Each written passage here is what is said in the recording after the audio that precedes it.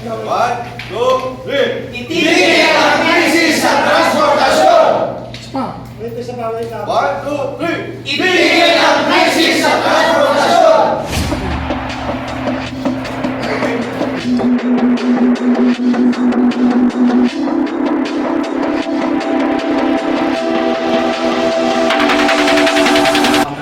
Yan nangyari sa amin, kinukuha natin nila doon, di ba, sa bahay. So, wala na kami, pauwi, ganun din. So talagang napakalaki ng tama. No, kanina naman sa mga taxi, nakita nyo, halos wala na silang taxi kayo nakikita mismo. No? Nakaparada na, yung EMP, RE, di ba, yung lahat na nga ng malalaki, nakita nyo, wala na. So ito na yung sinasabi namin, kailangan pa ba namin justify na magkaroon pa ng study, kaya na sinasabi ni Trump at ng LTFRB na hindi kami apektado. So, puro naman yung nagsalita kanina, lahat ng klase, pati driver, ultimo driver, pinagsalita namin.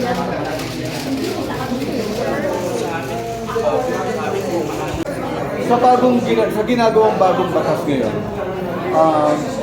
nasa proseso pa lang tayo ng pag-aaral kung anong tama para sa ating motor taxi.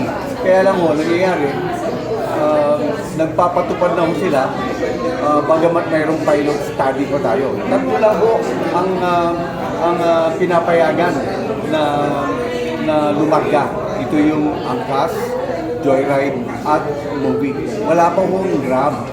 Kaya nga ho, nagtataka tayo sa tinatawag natin motor taxi, bakit nandito ng Grab? Hindi pa naman sila kasama. Yung tatlo lang ho, pilot study ho to, pero ho, nangyayari padagdag ng padagdag. Wala ho pa tayong batas. Dapat sana mauna ho yung batas bago ho magdagdag. Sobrang ho ang traffic. Ang traffic ho,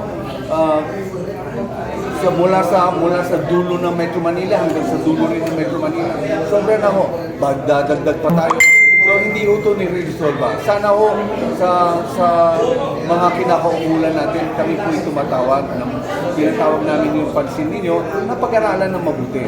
Wag ho tayong padalos-dalos kasi ho, ang epekto nito pagkain sa pagkainan ng ating mga maliliit na tricycle driver, mga jeepney driver, at mga bus driver, lalo-lalo na mga taxi driver. Dati malaki ang kinikita mga ito. Ngayon, halos sabi ng iba, more than 50% na ho ang nawawala sa kita na ho nila. Mga iba nga, mga jeepney driver, sabi nila, halos 100% na ang nawawala. Kasi puro napupunta na lang sa pagbayad ho ng boundary. Wala ho silang naiuwi. So ibig sabihin nito, gutom ho ang ating mga kababayan. So kami po'y tumatawag, kami po'y nakikiusap na sana pag-aralan tumabuti para lahat ay maging masaya, lahat po ay naaayon sa batas. Wala ho tayong, ang ginagawa ho natin for convenience. Lahat naman tayo kailangan natin motor taxi. Pero ito ba'y nararapat ngayon? Ito ba'y napapanahon? Sa ngayon, sa tingin ko, pag-aralan muna. Dapat magkaroon ng tamang regulasyon para hindi makaapekto sa mga tricycle driver natin, sa mga taxi driver natin, sa mga jeepney driver natin na sa ngayon ay nawawala na ng pagkain sa kanilang hapagkainan. Drivers, nandito rin po. Mga tricycle leaders, nandito rin po. Kasama natin ang motorcycle taxi. Nandyan din po, pati ang courier at mga iba pang mga organisasyon, commuter group, nandito rin po. Kaya hindi ko na po papahabain. Unahin na po natin pagsalitain ang pinakamalaki sa atin, yung mga trucks. Sir Ted, mauna ka na. Magandang umaga po sa ating lahat ng mga kasama sa Industriya and Transportasyon. Ako po si Teddy Herbacio, ang Chairman at Presidente ng Inland Haulers and Truckers Association. Ito pong problemang pinag-uusapan natin ay walang direktang apekto sa aming sektor dahil hindi kami kumukuha ng pasahero. Subalit, common ang problema natin hindi lang tayong mga for hire sa transport kung hindi maging yung mga private motorist. At ito po yung traffic sa ating mga lansangan. Ibig sabihin, sobrang dami ng sasakyan, kulang ang road network. Therefore, hindi solusyon yung magdagdag pa ng mga sasakyan sa kalsada, particular yung mga motorcycle taxi na yan at TNDS. Ang kailangan natin ay effective and efficient mass transport system. Yung isang galaw lang ay maraming nagagalaw na pasayeros. Tama po na kung magdadagdag ng motorcycle taxi at TNDS, makaka-generate ng trabaho, ng livelihood, pero ano po ba ang epekto nito? Sisirain din nila yung mga existing na trabaho ng ating mga kasama sa hanay. Dahil sa ngayon po, naiintindihan ko, yung mga pasaheros ay kulang pa para doon sa mga existing na tumatakbo sa kalsada. Dagdag pa natin yung problema ng traffic na hindi tayo maka-turn around, problema po yon. At ang isang epekto po naman sa amin ito, pagdating sa issue ng traffic, tinanggal na kami sa EDSA ang mga truck dahil sobrang traffic, malaki daw kami. Sige po, yun yung pinakamaiksing daan, pinakamabilis na daan para sa mga truck from north to south, from south to north. Pero still, bilang pakikisama, pagsunod sa gobyerno, hindi na kami tumutol. Doon kami dinala sa maliliit na kalsada, sa kabila ng pagkalalaki ng truck namin, at doon kami nagdulot ng traffic. Anong sumunod? Tinagyan kami ng truck ban. Dahil nga kami po ay nakaka-traffic daw. So sa panahon ngayon, pag tinignan natin ang report ng MMDA, kabila ang aksidente. Ano ang number 1 sa aksidente? Motorsiklo. With all due respect doon sa ating mga riders, yung ating mga riding group ng mga private. Ano po? Pag na-aksidente, involve ang truck, pasensya na po, hindi naman natin intensyon, kadalasan patay yung rider. Kami po yung nasisisi, kahit hindi namin kasalanan, nakukulong yung driver namin. So yun po yung gusto natin iwasan, hindi po natin gusto maka-aksidente.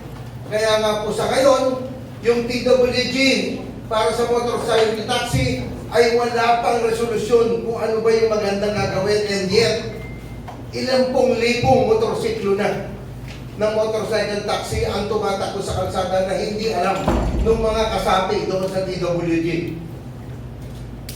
Kaya po, yun sana ang aming hinihiling, no? Na pag-aralan mo ng mabuti kung ano ang magiging epekto kung tayo ay magdadagdag ng ganitong mga uri ng sasakyan.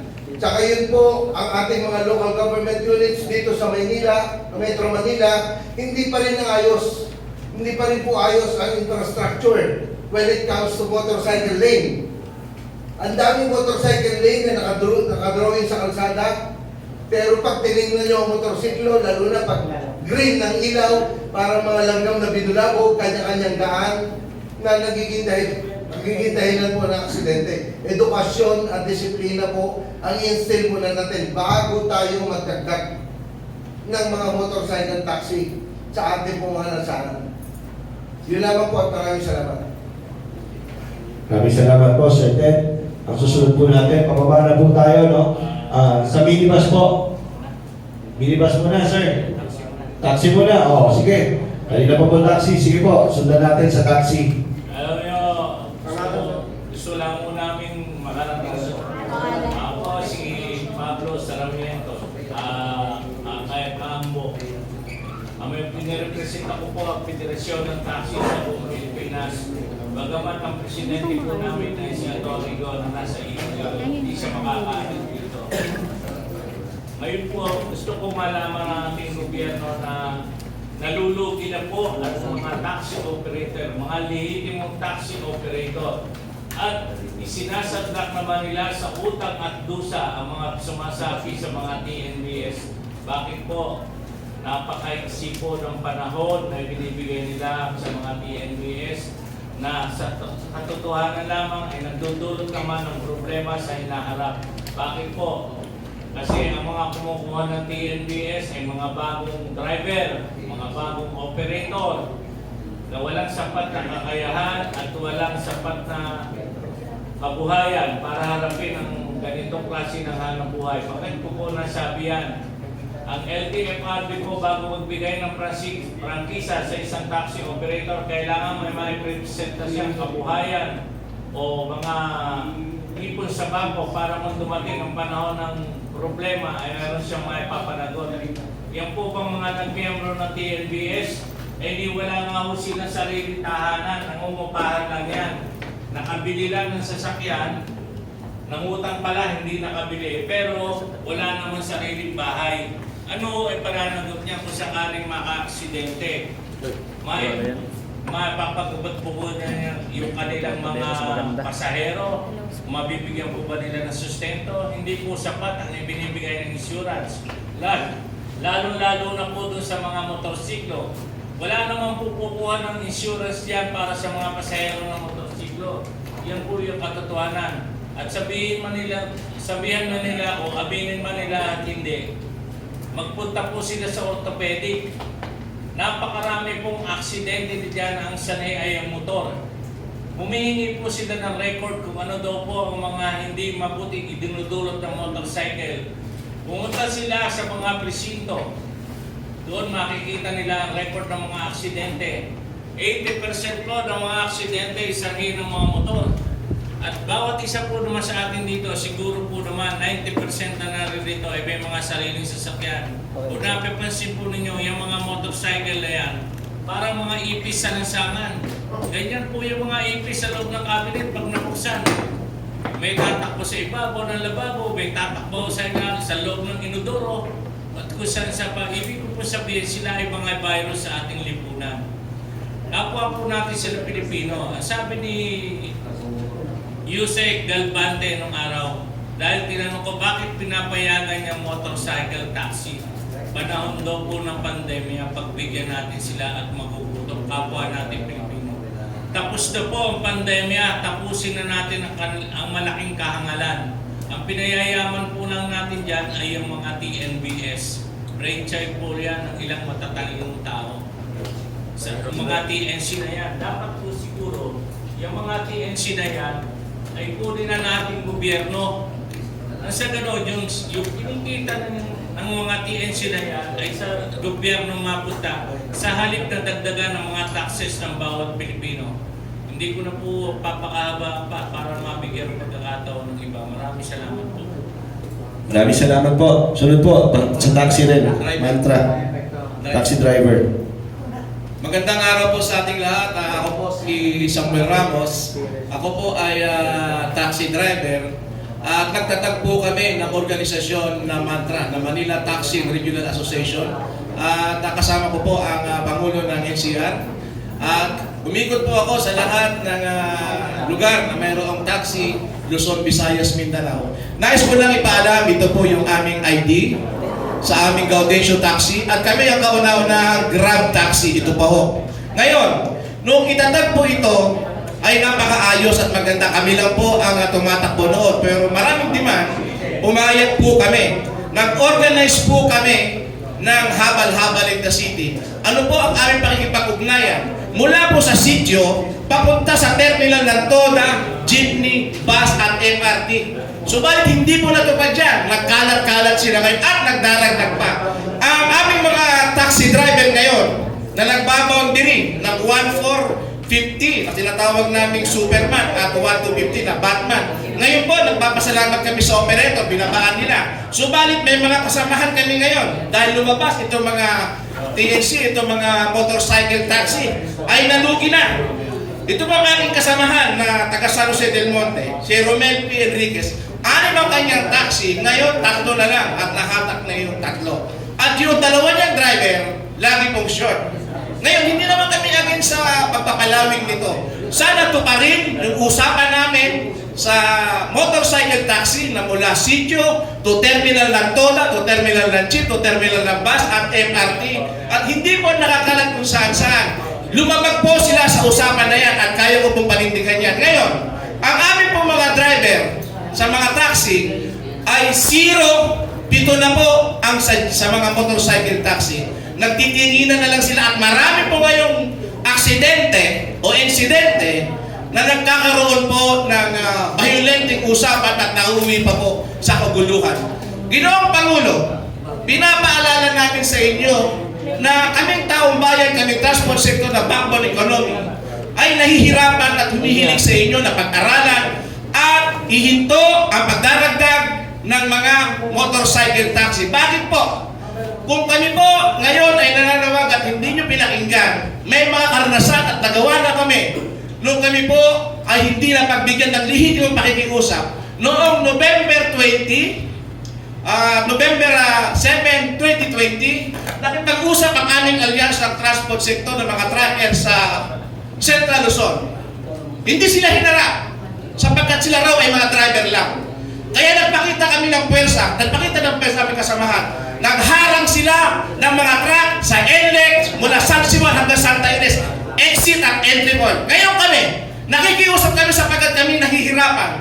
Humihingi kami ng tubig, kami nauuhaw. Nahihirapan kami, humingi kami ng isda para sa aming kabuhayan. Bibigyan nyo ba kami ng lason? Bibigyan nyo ba kami ng paghihirap muli? O kami mismo sa transport sector, tawagin na itong transport na kahulugan o itang civil war on transport. Ayaw namin humantong yan sapagkat on record sa Pampanga, sa Angeles, may mga karatulan na po dyan, nakikiusap po ang mga TODA na please, huwag pong pumikap dito ang mga TNC na yan. Nakasulat po yan. Ngayon, ano po nangyari pagka hindi nila sinupag? Nagbabatuhan, nagkakaroon po ng kaguluhan sa kanila. Pag lumala po ito, at amin po mga taxi driver ay masama na rin pong iniisip. Kaya kami dito, sa usapin na ito, nakikiusap kami na pakinggan, lutasin ang aming pakiusap upang itong suliranin ito sa transport sector, bigyan ng maayos na programa at bigyan ng maayos na mga kabuhayan. Hindi kami against, hindi kami laban.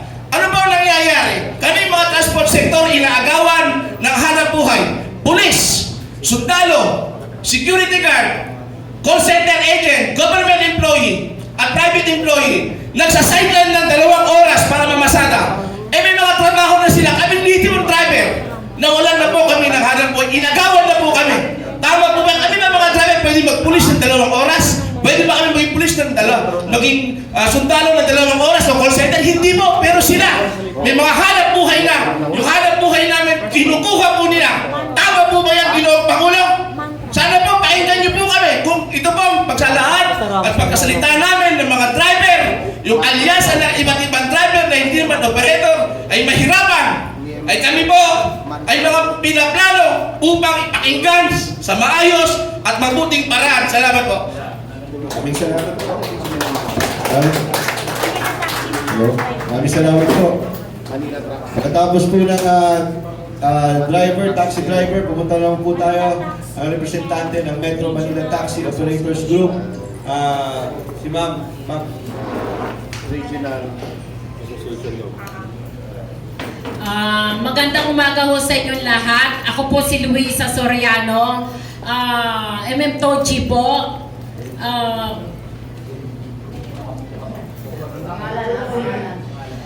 Ako po si Luisa Soriano. Narito po ako sa inyong harapan. Nakikiusap po sana ako kay Pangulo na sana bigyan pong pansin ang aming karaingan. Huwag ho tayong magbulag-bulagan at magbinibigyan sa aming karaingan. Bilang sa operator po, hirap na kami. Sa totoo lang po, ilan lang ho tumatakbo sa aming mga unit. Kung minsan ho, makakuha ho kami sa hangad namin, makakuha ho ng mga driver. Minalas-malas pa kami. Kung hindi ho kami ina-abandon, kulang sa boundary. Sa totoo lang, yung MC na yan, na motorcycle na yan, ang pagkakalam ko ho yan. Pang-deliver lang ho yan, hindi pang pasahero. Pasensya na ho yun doon sa mga tinatamaan, pero yan ho pagkakalam ko. Ang MC na yan, para sa mga pampasahero o pang-deliver lang ho ng mga ng mga kagamitan o ano pa mang pagkain. Yan ho ba, secured ho ba ang mga pasahero? Hindi nyo ho ba napapansin na marami na nadidisgrasya? Secured ho ba yan?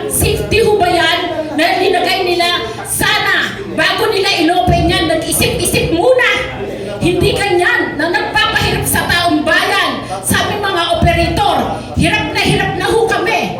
Sa totoo lang, ilan na lang ho unit na tumatakbo sa amin.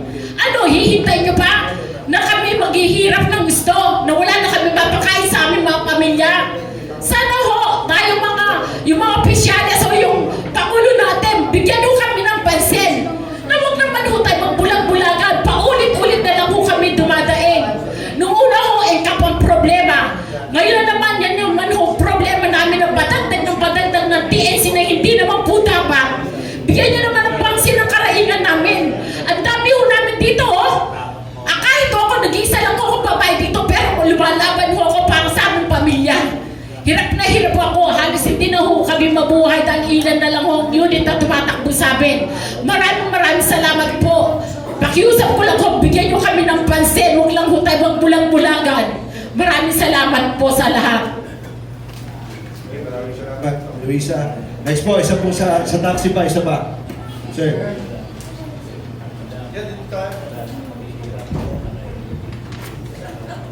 Sa gitna na lang. Sige sir, tayo ko na rito. Ito ka sa gitna po. Dito na kayo. Sa may ilaw. Nakakita-kita yung ano. Okay, so magandang umaga mga kasama. Ako nga pala si Mr. Jerry Dorisa, presidente po ng mga taxi association, yung Mantra or Manila Taxi and Regional Association. So noon po, sa hanay ng taxi, nagsawalang ibo lang kami. Bakit? Kumikita pa kami. Kumikita pa eh. Pero sa panahon ngayon, na sobrang dami na kompetensya sa kalsada. Yung lalo-lalo na yung MC taxi na yan. Yung motor taxi na yan. Na ang naka-registered sa MOVE, nasa 150,000 na. Imagine, ikalat mo sa kalsada yan. Kung ang isang motor, pick up ng 20 passenger sa loob ng isang araw, i-times 150,000 mo, ilang pasahero na kukuha lang sa isang araw? MOVE pa lang yun, imagine mga kasama ha. MOVE pa lang yun. Kung isang driver nga nila, pumick up ng 20 passenger sa loob ng isang araw, ilang pasahero pakikwenta? Kung ilang pasahero nakagaw sa amin. Ha? Sumunod, yung joyride.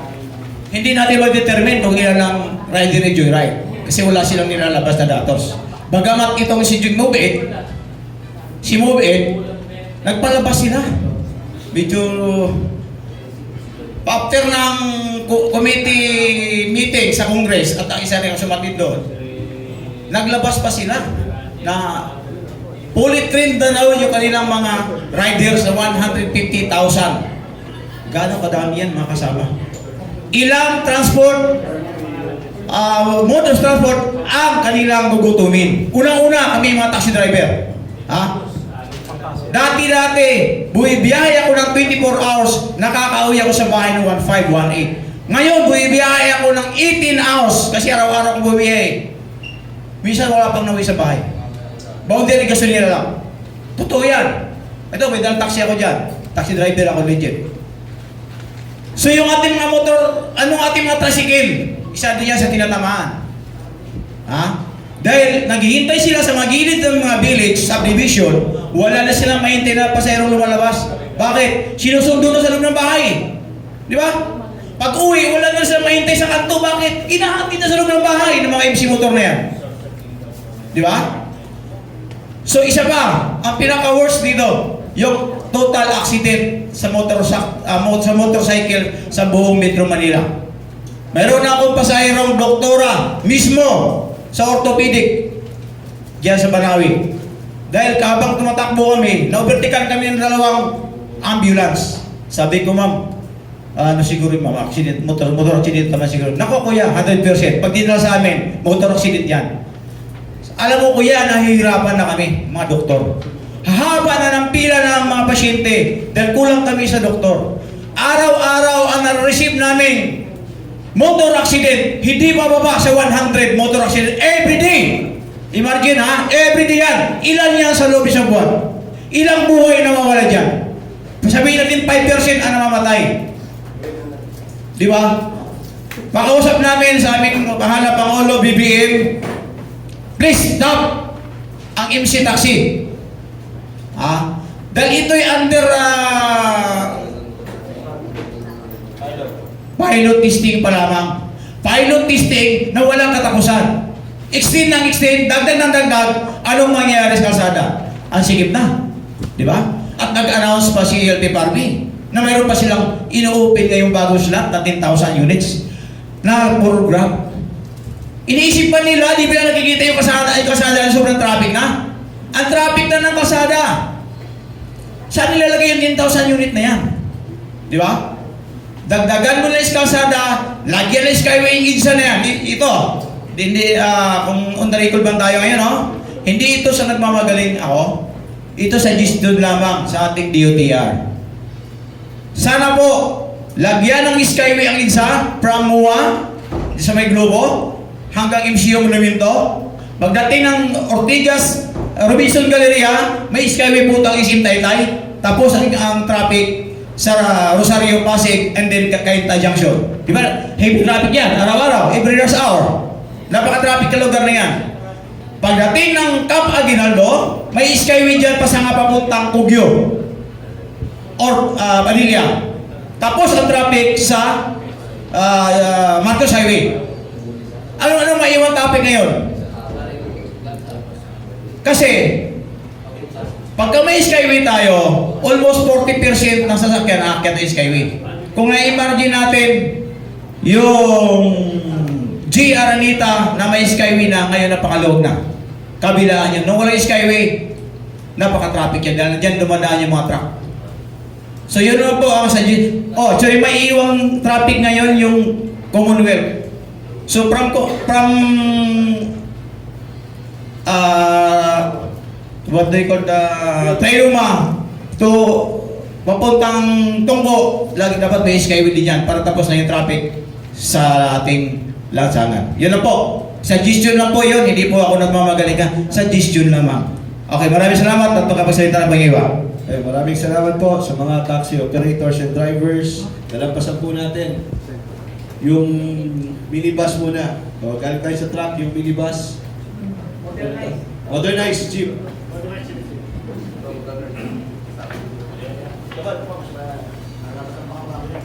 Hello po. Magandang umaga po sa ating lahat. Ako po si Saturnino de Guzman. Mayroon tayong kung hawak na dalawang ruta, Marikina Pasig at saka Marikina Patiros.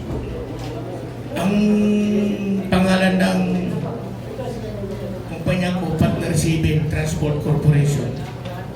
Meron na akong kasalukuyan na tumatakbo ngayon na modernized minibus. Kasi ako yung sumunod sa gobyerno natin na programa.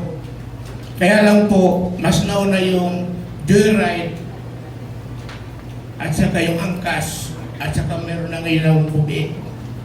Hindi ko naman ko sila ididamay dito sa sitwasyon ng pinag-usapan natin dito.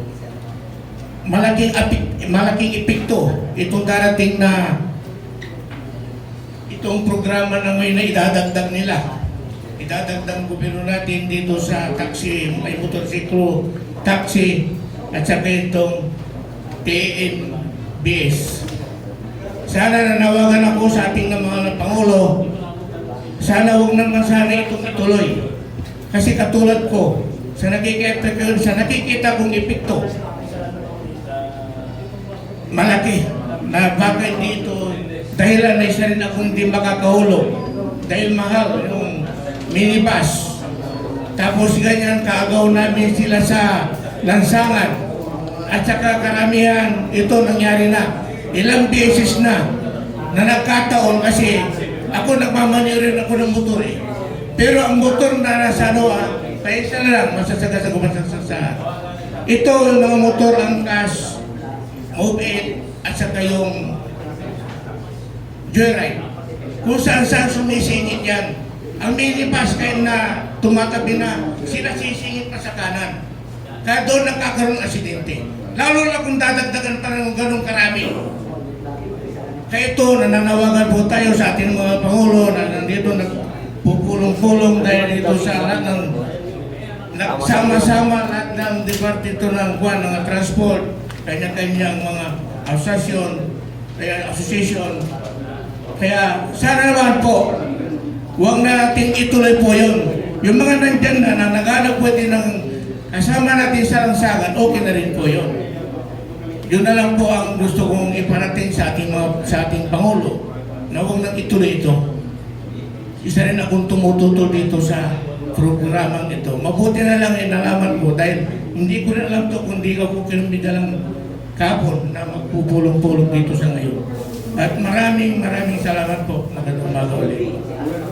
Okay, next po. Hello, ako po si Angel Baga po na Actona Transport Corporation po. Kami naman po sa hanay ng traditional jeep. Talaga inamin po namin hirap po. Meron na kami programang modernization na tinututulan na namin. Ngayon, meron na naman tricycle, motorcycle. This, tinututulan na naman namin dahil hindi pa nga kami natatapos sa modernize. Ngayon, motorcycle taxi. Ngayon, additional naman, 10,000 na naman po ang Grab taxi. Ngayon pa nga, hirap na kami sa mga modernize kung paano kami kumuha ng panghulog at saka mga pang-down eh.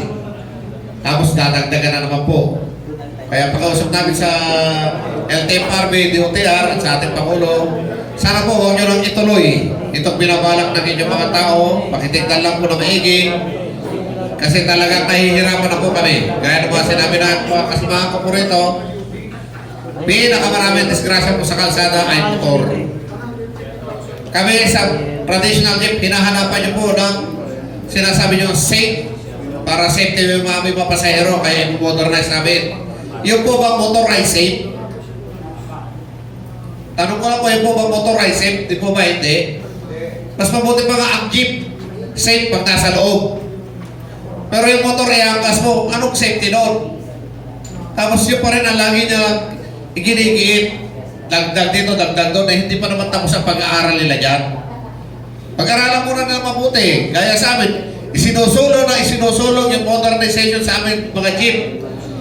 Sabi nga namin, isang batas nyo muna bago nyo kami isulong yung mga bagay na yan. Wala namang batas na isinusulong. Kasi natatakot yung Kongreso at Senado. Pag isinulong nila, baka sakali yung mga driver ay hindi sila iboto. Baka siguro yun ang iniisip nila. Kung sinong senador o congressman na magsulong man dyan na isa batas. Kaya sa amin lang po, sana mapigilan na naman po namin.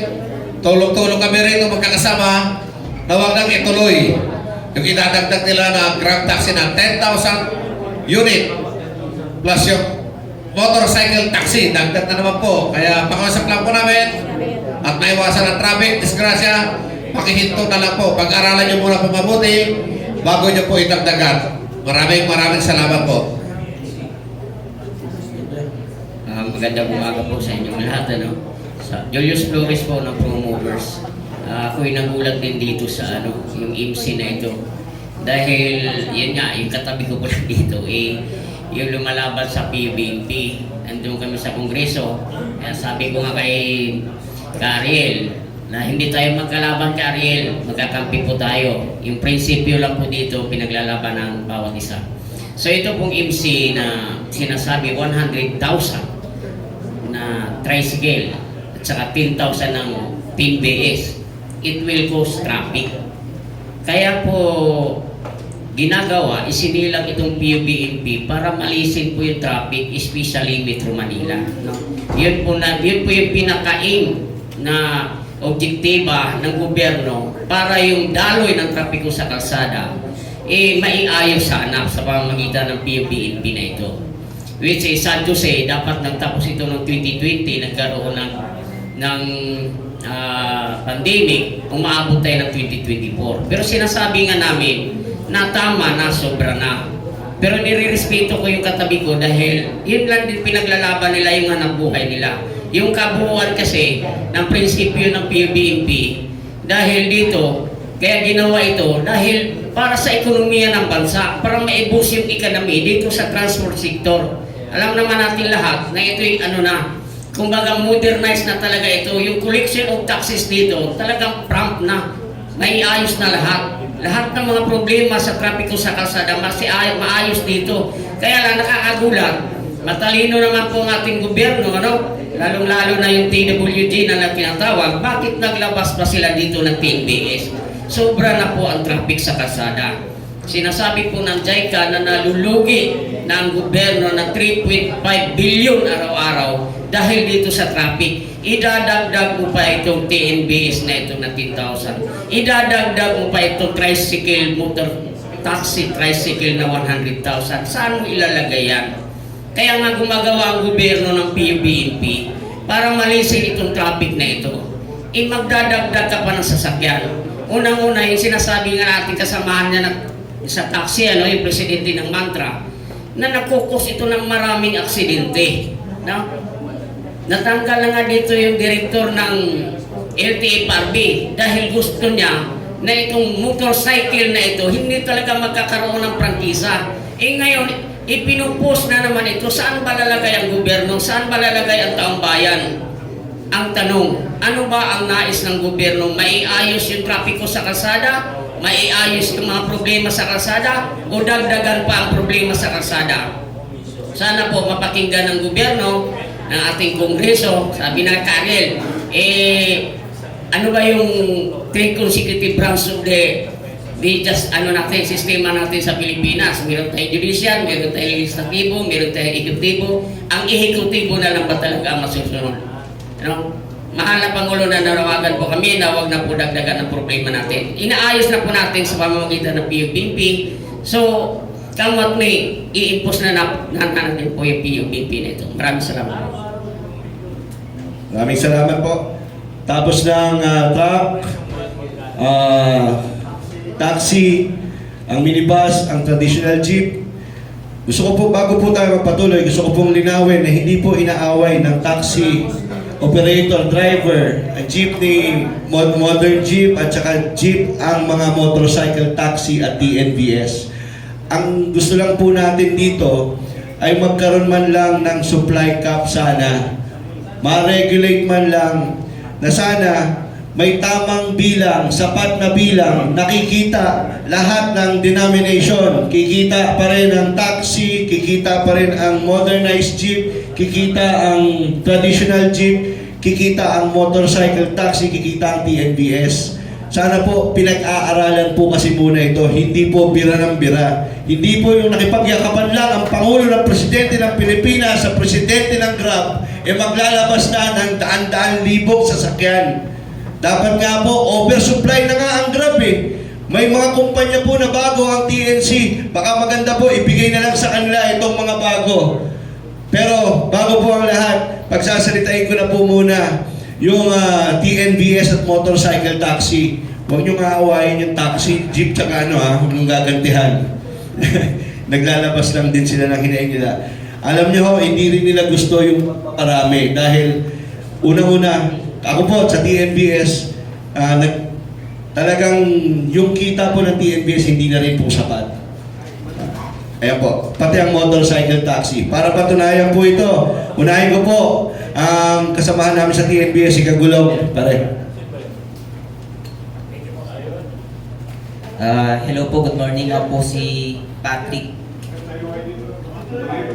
Sige na, dito. Kaya sa likod na. Baka ma-deactivate eh. Wala nang buhay yan. So, good morning po. Ako po si Patrick Josana, isa pong TNBS driver. Bali, 2018 po ako nag-start maging driver. So, bali po, nung una, maganda naman po talaga yung kita. Pero nitong naglaot po, lalo na 2023, alam ko nagtanggap pa ng 10,000. Bago itong 2024, magtatanggap na naman po ulit. Nung 2023 po talaga, medyo nahihirapan na po talaga kaming mga driver. Dahil dati kung 12 hours lang kami bumiyahe, ngayon 18 hours na. So talagang mahirap po talaga. Lalo na po kaya pag nagdagdag pa po tayo ng 10,000 slot ulit na kay Grab lang po yun ha. Wala pong ibang platform na kukuha doon sa 10,000 kundi kay Grab lang. So marami po kami makakalaban. Nakapwa driver namin na halos baka 3 araw na lang, 3 araw kami sa kalsada na hindi na umuwi para kumita. At yun lang po kasi medyo talagang mahirap na po talagang ang biyahe po namin ngayon mga driver. So thank you po. Mamaya wala ka ng ban ka na.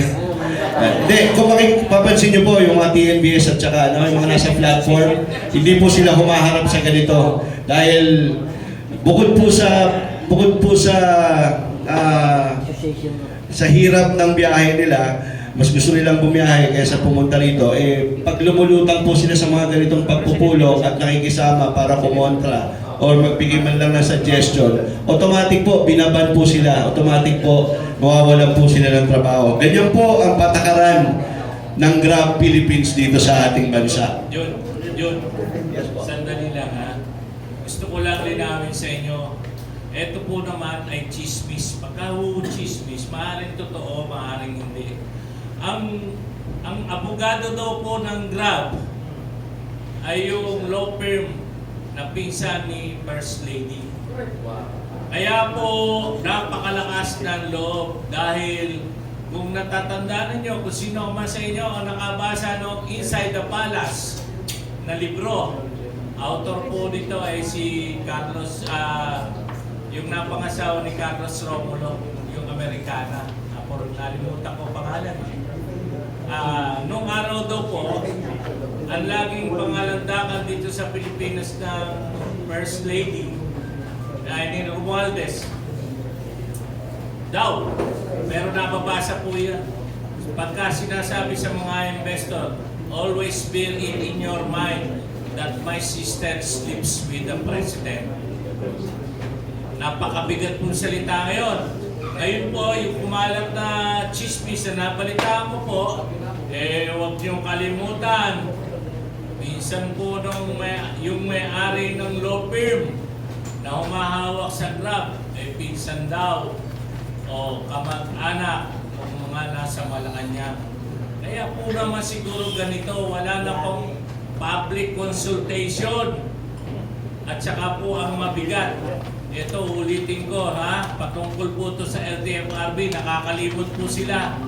Nung araw, bago po sila magbigay ng prangkisa, meron pong guidelines. Tapos po, meron pong panagot na pananalapi o kabuhayan para sa bawat operator. Yan po bang mga motorcycle na yan, hindi ko po sila minamaliit. Dahil tayo galing din sa maliit. Kaya lamang po, kung sa halimbawa po, huwag sabihin natin na sasagutin sila at tutulungan ng mga mabubuting puso dyan o mga politiko na mga plastic, yung iba. Kunyari tumutulog pero merong camera ng media para makita lang sila na tumutulog. Nagahangad na maraming boto. Kawawa po naman ng mga tao. Sana po naman magising tayo sa katotohanan. Basahin niyo rin po yung libro. Ito po nasa curriculum na Pilipino, ha? Yung libro ang author po nito si Onofre Pagsanghan. Ito po ginagamit na textbook sa Ateneo. Yung po doon, binabanggit po yung talumpati ni Raul Manglapos, yung land of the free, land of the brave. Sa Tagalog po, lupa ng alipin, lupa ng Yun po, basahin po ninyo yan, makikita nyo, ganyan po ang sitwasyon natin ngayon. Huwag nang bigyan na po natin ng iba yung pagkakataon. Sige po, ang isusunod po natin, yung pong motorcycle taxi. Yan, alam nyo, pinag-uusapan natin, motorcycle taxi. Tanawin din natin kung pabor pa sila dito. Pare, hindi ka rito sa harapan. O sige, para hindi ka ma-deactivate sa likod ka.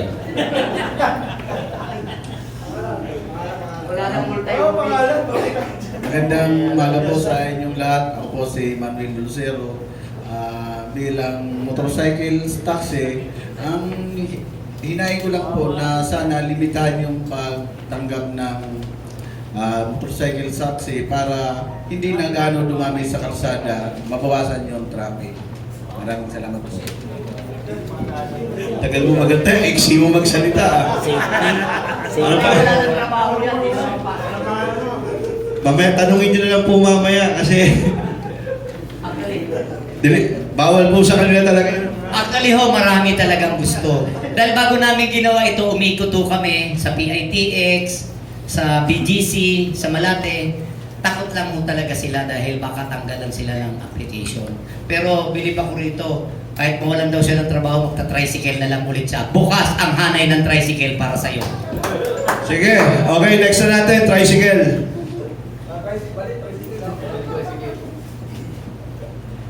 Magandang umaga po sa inyo lahat.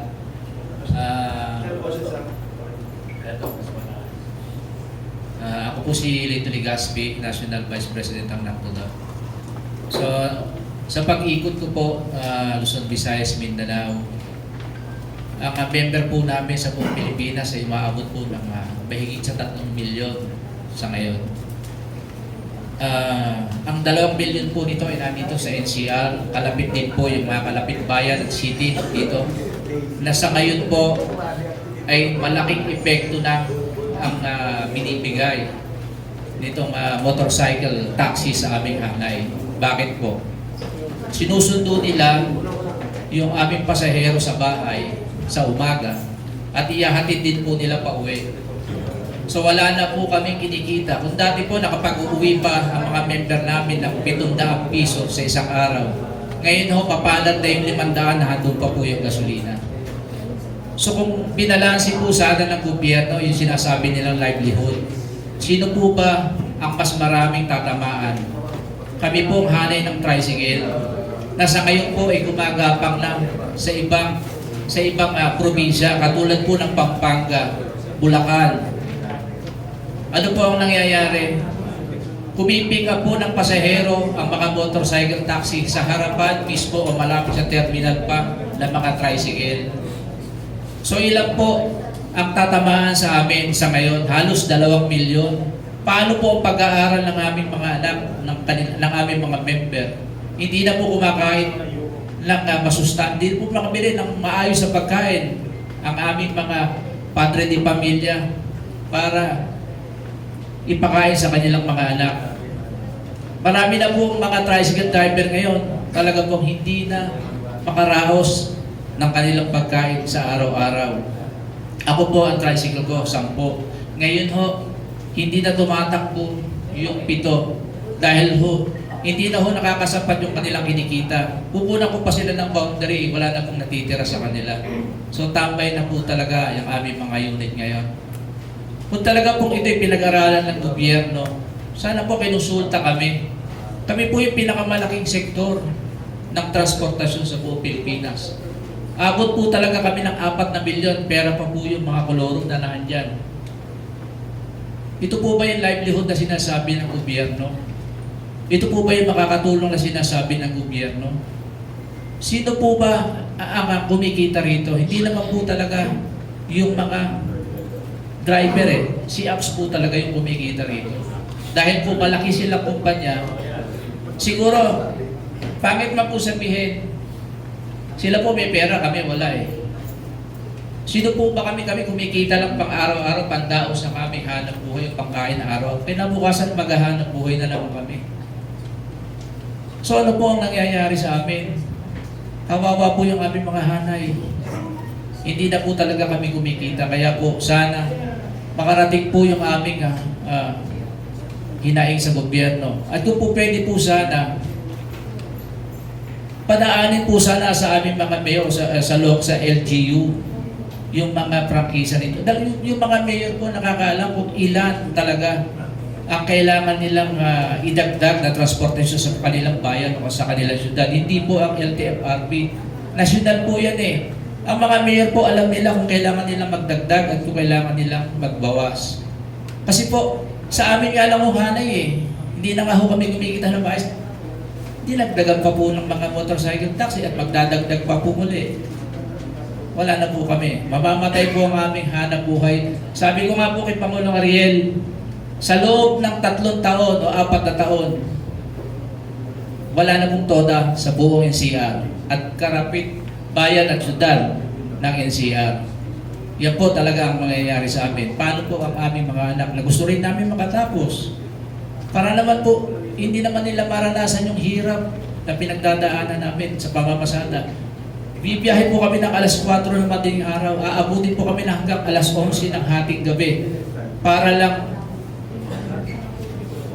maiuwi namin yung sapat na pangangailangan ng aming pamilya.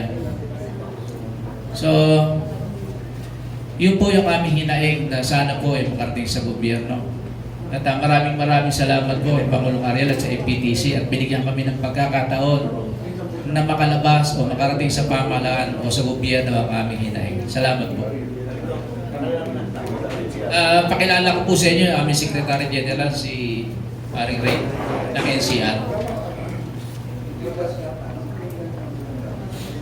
Magandang umaga po. Reynaldo Bautista po, Secretary General ng National Confederation of Tricycle Operators and Drivers Association of the Philippines. Member po ako ng NCR TODA Coalition at ako po ay dating Pangulo ng Las Piñas Motorized Tricycle for Hire Incorporated. 1987 po nung na-devolve ang mga tricycle from LTFRB sa national government, napunta po kami sa LGU. So, hindi na po kami tumutol noon dahil alam namin siguro mas matututukan ng local government yung problema, which is yun nga yung nangyari. Nagkaroon ng kanya-kanyang diskarte sa pag-i-issue ng prangkisa. Bibigyan ko lang po kayo ng brief background kung bakit kami uma-arena.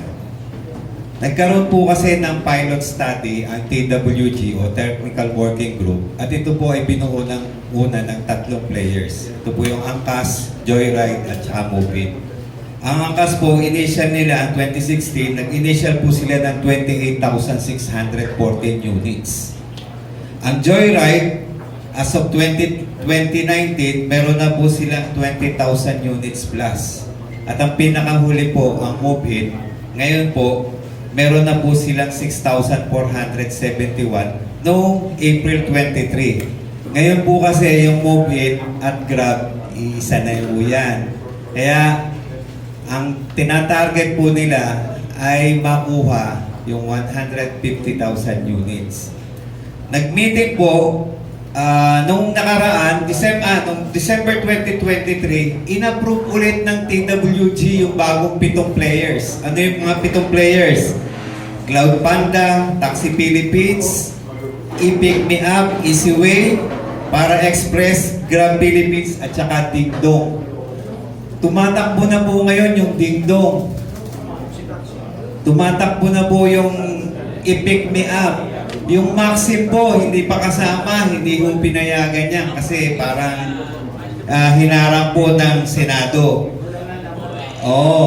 So, dito po, hinihinga na po ang bawat isang kumpanya ng additional muna na 10,000 units per company. Pero sa ngayon, sabi niya ni Sir kanina, nag-meeting po sa Malacanang ang Grab. Last February 24, 2024. At ang sabi po, nung nagkayakapan, sinabi ko rin po to sa meeting sa MMDA dahil kasama po namin doon yung pinag-usapan yung traffic. Una, sinabi po ni Mr. Tan, Anthony Tan, na mag-create sila ng 300,000 jobs. 1:1. 300,000 units, 300,000 ridership buong Pilipinas. At sabi nga po doon, motorcycle po to hindi po to tricycle. Wala pong katotohanan na magdadagdag ng tricycle. Motorcycle taxi po, hindi po tricycle. Dahil ang tricycle, nakabase pa rin po kami sa LGU. Tatandaan po natin yan, nasa LGU kami, at walang pakialam sa amin ng national government. Pero kami, nagbabayad kami ng rehistro sa LTO, pumapasok sa national government. Ang franchise namin, binabayaran namin sa LGU, sa local government. Pag tumapa kami sa kabilang bayan, magbabayad kami ng sticker doon at ng ID, supervision fee ng kabilang syudad o kabilang bayan. May cross-boundary po kami. Ibig sabihin, may certain limit lang yung aming tinatakbo. Kagaya rin ng mga nanditong ibang transport group, may mga prangkisa po kami. Ang masakla po, itong motorcycle taxi, strike anywhere. Kahit saan. Pulutin mo sa harap ng bahay, ihatid mo sa opisina. Tama yung sinasabi. Totoo po yan. Kami may mga terminal. Pag pumunta kami sa kabilang terminal, sisitahin ka kasi may mga kanya-kanya kaming kulay. Pero ang motorcycle taxi, meron ka lang jacket na angkas or joyride, move it, may helmet ka, okay na. Ang masaklap pa ang katotohanan, yung mga ito ngayon ay nagkakaroon pa ng multi-homing. Hindi pa yan nare-resolve ng TWG, nagdadagdag na naman. Halimbawa angkas ako, kumuha ako ng apps sa Joyride, pwede. Kumuha ako ng apps sa Move-It, pwede pa rin. Di ba? Pag nanawa ako dahil sobrang laki ng kinikita ko, pupunta ako dyan sa tabi ng maraming pasahero, kukontratahin ko na lang. Hindi pa pumasok sa kanila yung porsyento. Yan po yung dapat na tinitignan muna ng TWG. Di ba? Pangalawa, ang sabi ni Mr. Tan, na milyonaryong in-check na nakipagyakapan kay Presidente, mag-create ng 300,000 jobs. Ang dati raw na habal-habal driver ay meron lang 500 to 1,500 na kinikita per day. At 500 to 700. Ngayon, nung na-legalize, hindi pa naman actually na-legalize, pero ngayon, dahil dumating nga ang mga apps na to, yung 700 nila nag-jump na ng 1,500 to 2,500. Kwentahin nyo kung magkano yung kinita nila, nakwenta nila. Pero dapat kwentahin din ng gobyerno kung magkano nawawala sa pangkaraniwang tricycle driver, pangkaraniwang pedicab driver, pangkaraniwang jeepney driver, yung mga bus driver. Sana ganun po ang laban, hindi yun lang yung titignan mo. Pangalawa, sabi nga na nananawagan kami, hindi lang kay Pangulo. Pangulo, minahal ka ng mga ordinaryong driver, mga ordinaryong tricycle driver namin nung nakaraang eleksyon. Grabe kung magmahal sa'yo. Pero sana tignan mo kung asan ngayon yung mga nagmahal sa'yo kasi unti-unti yung pinapatay itong mga to. Nananawagan kami sa DILG kasi sabi nila, ang sabi kasi ni Congressman Ako, dapat daw hindi magseset ng cap sa motorcycle taxi dahil mawawala raw yung competition. So ibig sabihin babaha. Babaha, totoo, nababaha ng motorcycle taxi. Hindi lamang dito sa NCR, kundi sa buong Pilipinas. Magkawawa naman po yung mga nagpa-farm to market road na tricycle driver. Ang mga tricycle driver, pag mahina sa probinsya, pag mahina ang pasada, nagtatanim po yung mga yan. Yung iba, pagkatapos mangisda, wala nang maisda, pupunta na po sa kanto yan para mag-abang ng tricycle. Sana titignan po natin yung mga ganon. Kasi, ang tinatawagan po namin dito sa LTO, LTFRB, ang tinatawagan nila rito, DILG, Local Government. Ihanda raw yung Local Public Transport Road Plan. Putya, kami nga mga tricycle driver, hindi pa nila nagagawa ng motorcycle, ng tricycle lane.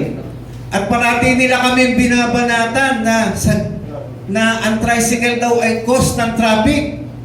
Wala kaming dadaanan. Pangalawa, wala pa yung development, nandyan na ang tricycle. Nung nilabaran nyo si kalsada, tatanggalin nyo na kami. Huwag naman.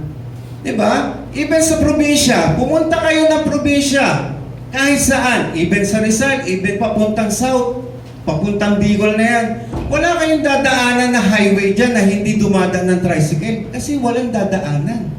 Ngayon, may mga bypass na. Pero sa tingin nyo ba, kakayaning ahunin ng mga tricycle yung mga bypass na yan?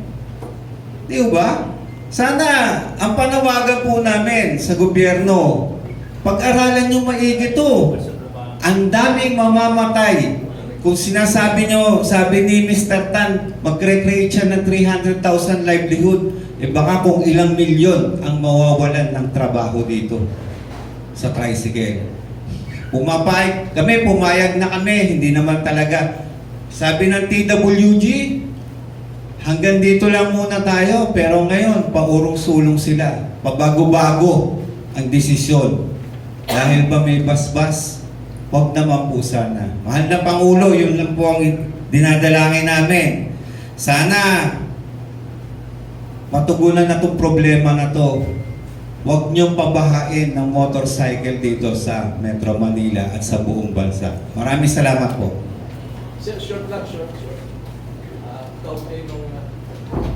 Kaugnay nung development, hindi kami tutos sa digitalization. Merong ang hinihili, yung kinukuha ko ng mga apps ay 20%. Sa 100 pesos may 20 pesos sila. So sila po ang nagkakaroon. Meron po kami kasama rito na nag-develop at talaga trabaho po nila. Ano lang, at 3 minutes lang sir. 25 cents. Pakipaliwanag na sir. Magandang hapon po sa inyo. Ay, hapon na ba? Maaga po. Opo.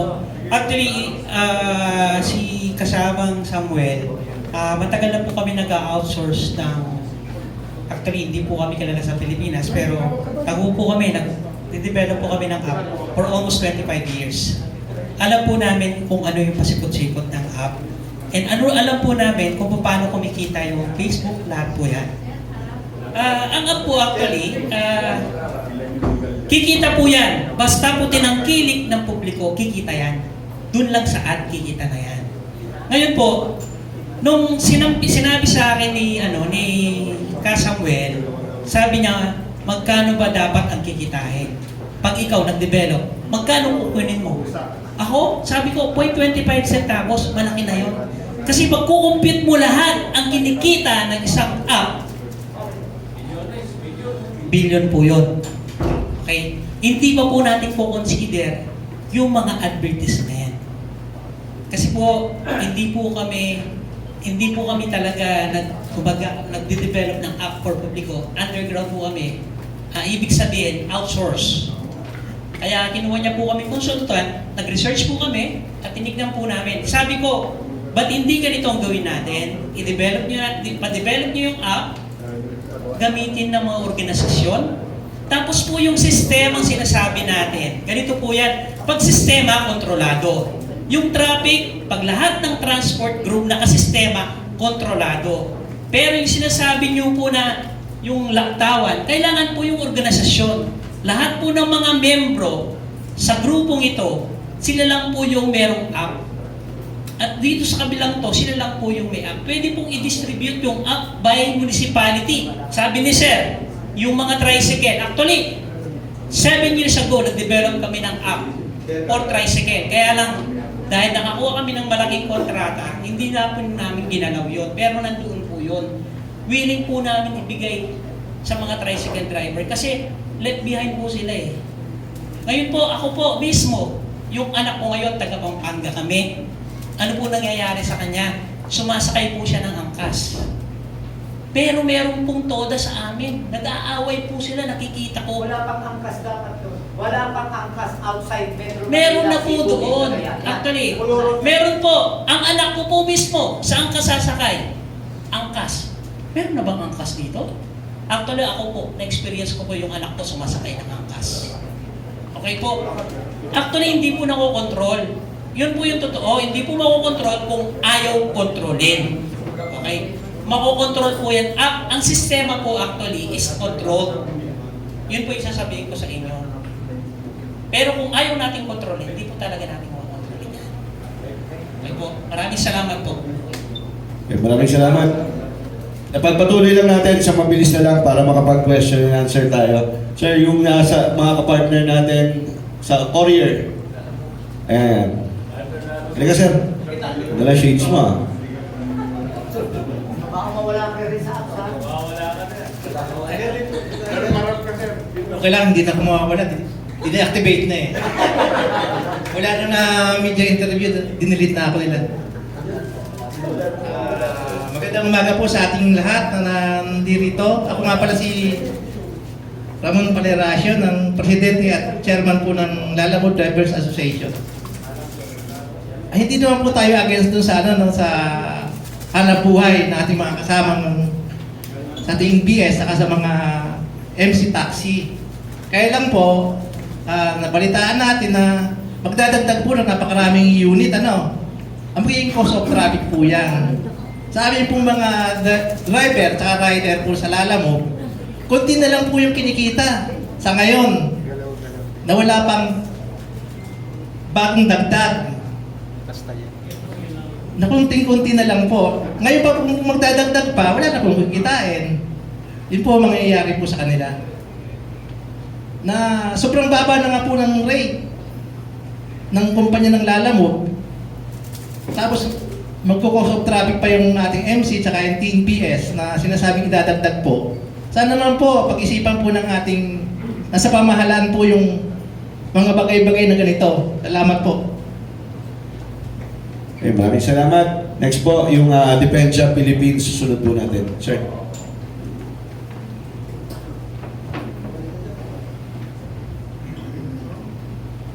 Sa mapagpalayang umaga po sa ating lahat. No? Ako po pala si Ate Gasapos ng Depensa.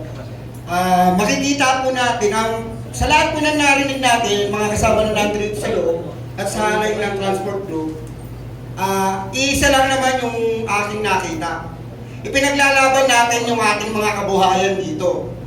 Yung MC Taxi, yung courier driver, di po ba? Sa modernization ng jeep, at dun sa yung ano natin, yung local na jeep natin, no? Ngayon, ang nangyayari po sa atin, tayo po mismo, pinagbabangga ng gobyernong ito, o ng mga nauna pa, para tayo mismo, yung magkaroon ng mga pagtatalo. Ano po? Pero ang nangyayari, sa totoo lang, hindi kami nagtatalo. Hindi tayo nagtatalo dito. Kami ay nagkakaisa upang ipaglaban ang aming mga trabaho at kabuhayan dahil walang ginawa mismo yung gobyerno. Hindi namin kayo kalaban. Yung bawat kumpanya hindi namin kalaban. Ang gusto lang namin ay magkaroon ng katiyakan yung bawat grupo ng transportasyon na maisaayos. Isaayos. Magkaroon ng talagang tunay na batas na talagang ganap para sa aming mga nasa aming mga transport group, sa aming mga courier, sa mga MC Taxi. Dahil walang mangyayari walang magiging kabuluhan ito kung papatayin nyo yung kabuhayan ng bawat isa sa amin, yung driver at saka yung mga operators dito. Sa bawat isang jeep, 2 drivers o 3 ang mawawala ng kabuhayan. At sa bawat driver na yan, merong pamilya na magugutom. Kaya kami dito, nagkakaisa kami na ipaglaban namin yung mga batayan naming karapatan sa kabuhayan. So, tapusin natin yung kalbaryo ng mga rider, ng mga jeepney driver, ng mga operators driver. Tapusin natin yung kalbaryo. Nandito kami, nagkakaisa, no? Parang binanggit ko na lahat na ako sa hanay ng courier, kung binabanggit at 20% na komisyon, talong-talo kami dyan. Kaya nais din namin na magkaroon ng legalisasyon ng batas para sa amin. Dinananawagan kami unang-una, kanino? Sa Kongreso at sa Senado na magkaroon ng batas para sa amin, mga courier rider, na maisaayos kami para yung katiyakan ng aming mga kabuhayan ay panalo para din naman sa amin, hindi lang doon sa mga hindi lamang doon sa mga kapitalista. Yun yung isa sa panawagan ng Depensa. So marami pa kami mga panawagan na nais na ibahagi sa inyo. Bagamat ang kailangan natin na unahin yung pagkakaisa at tapusin yung kalbaryo ng mga mamayan natin sa ngalan ng mga jeepney drivers o ng transportasyon. Yun lamang po at mabuhay po tayo. Okay, maraming salamat po. 2 na lang po ang magsasalita tapos maaari na po kayo magtanong. Ha? Sir, may naiwan ako sa hanay ng jeep. Sige. Tapos susunod po ang ating yung LCSP, yung Lawyers for Commuter Safety and Protection.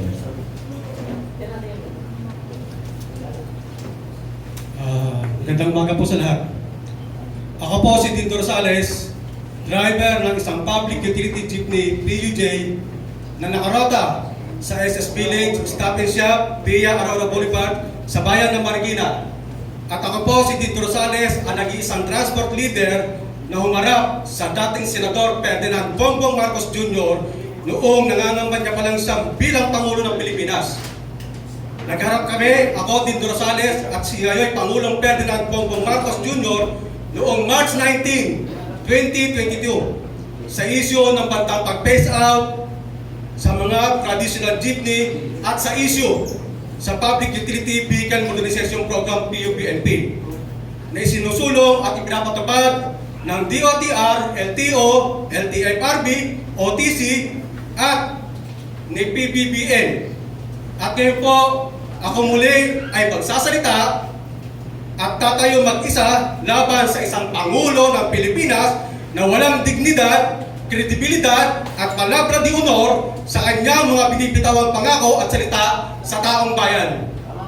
Ako po, si Dindo Rosales, ay personal na pong isinampa ang reklamong misleading of the public and the environment and graft corruption at betrayal of public trust and becoming a public official laban kina Pangulong Ferdinand Bongbong Marcos Jr., House Speaker Congressman Ferdinand Romualdez Marcos, DOTR Secretary Jaime Bautista, LTO Chief Attorney Vigor Mendoza, LTFRB Chairman Teofilo Valdez, Attorney Mercy Jane Paras Lenes, Attorney Reporti Timpig, Engineer Joel Bolano, Mayor Marcy Chodoro, Mr. Villamor Legaspi Jr., Head TSRE Marikina, at ang mga regional directors ng DOTR, LTO, LTFRB, OTC. Isinimpang mag-isa ni Dindo Rosales ang reklamo sa Ombudsman noong March 14, 2024 nang walang sino mang kasamang abogado o grupo. Kaya sinampa ang reklamo sa Ombudsman ay dahil sa ginawang mga panloloko, panlilinlang, pananakot, pangungurap sa mga driver at operator ng mga public utility chief ni PUJ sa buong bansa at para pa tapusin na ang usapin sa April 30, 2024 deadline ng PUBMP franchise consolidation ng DOTR, LTO, LTFRB, OTC at ni PBBM at para pa sa kailangang ibalik na ang mga rehistro, Certificate of Public Convenience, CPC, Taripa Rota sa mga single operator ng mga PUJ sa buong bansa. Ang pagsasampa ng reklamo mag-isa ni Dindo Rosales sa Ombudsman laban sa PUBMP franchise consultation ng DOTR, LTO, LTFRB, OTC at PBBM ay para sa pagkamitan ng hustisya at katarungan para sa kabutihan at kapakanan ng mga driver at operator ng mga public utility jeepney sa buong bansa. Ito lang po ang aking pahayag ngayon. Dahil sabi ko nga po, isinampa ko na mag-isa ang reklamo sa Ombudsman personal dahil ako po si Dindo Rosales, bago pa kayo, lumalaban na ako sa maling sistemang inilabas ng kautusan ng Department Order ng DOTR na pinirmahan mag-isa ni Arturo Tugade nung siya pa yung DOTR Secretary ng DOTR. Ako po, si Dindo Rosales, ay bahagi na nung inilabas ang Department Order noong 2017, June 19, ay mag-isang tumayo, nanindigan upang labanan, buwagin, ipasura ang Department Order at buwagin ang Public Utility Vehicle Modernization Program. Dumaan po ako sa mga hearing ng Senado at Kongreso. Marami na akong petisyon na pinagdaanan. Pati sa Presidente, nagharap na po kami. Tulad po na sinabi ko, ako po ang personal nakaharap ng Presidente Bongbong Marcos nung nangangampanya siyang Presidente noong 2022. Nagsalita siya, nakabidyo po yun, malinaw ang sinabi niya. Naging malinaw ang usapan namin, pinaliwanag ko sa kanya kung bakit namin tinututulan ang PUV Modernization Program at bakit gusto namin ipasura ang Department Order dahil hindi ito para sa karapatan at kabutihan ng mga pampublikong transportasyon sa buong bansa. Ang DOTR Department Order na inilabas ni Arturo Tugade ay eskemang panggigipit, pananakot, pangaagaw sa karapatan, pangkabuhayan ng mga driver at operator ng mga pampublikong transportasyon ng iba't ibang moda sa buong bansa. Kaya, hindi ko na po pakakahabain, tulad ng sinabi ko, susundan ko ito oras na dumating na ang sulat sa akin ng ombudsman upang harapin ang aking isinaktang reklamo sa ombudsman. Yun lang po at magandang umaga. Maraming salamat po. Pakinggan po natin si Attorney from Lawyers for Commuter Safety and Protection, si Attorney Valero. Magandang umaga po sa inyong lahat. Ako po si Attorney Valerio Noel, abogado ho at lumalaban para sa inyo. Una sa lahat, malinaw ho na malaki po yung problema ho natin. Ito siguro laban ng mayaman at mahihirap. At dahil dito,